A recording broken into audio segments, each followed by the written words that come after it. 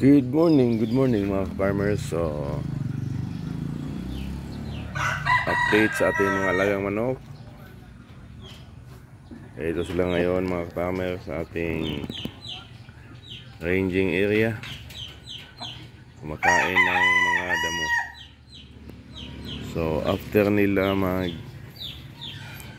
almusal sa binigay nating pagkain mga leftover mula sa ating boarding house, ito naman sila sa ating ranging area, nangingain ng mga damo. So, 2, 4, yun tayong 7 inahin na kumakain sa mga damuhan. Tayo sa loob.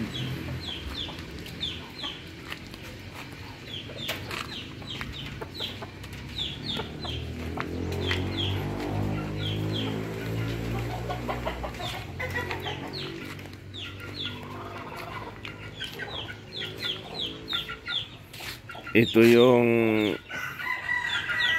natirang sisiyo mga farmer na halos puto lahat ang mga daliri dahil sa daga, no? Kawawa naman to. Yung mga kapatid dito mga farmer ay naubos ng daga, so siya lang ang survivor. Hello, babae pa naman siya mga farmer.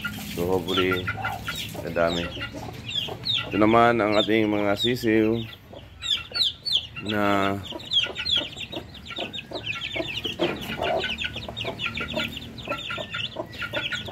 two for 10 piraso. So tapos itong kumain, lalagyan na lang ng inumin. Lagyan natin ito mamaya ng gamot para bili-bili tayo ng gamot. Ito naman ang bago nating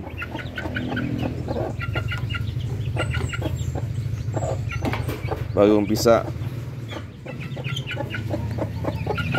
Ayan.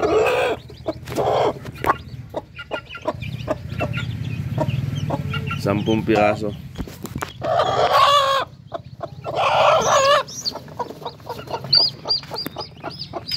So yan yung mga sisiyo niya mga farmer.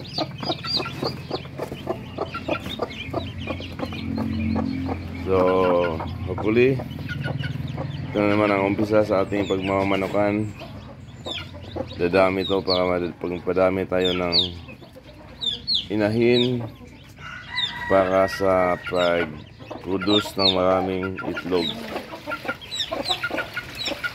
para magbenta tayo ng itlog mga farmer. Kasi maraming nag-order ng itlog, hindi natin ma-cater. So hanggang sa muli, magandang umaga sa inyong lahat.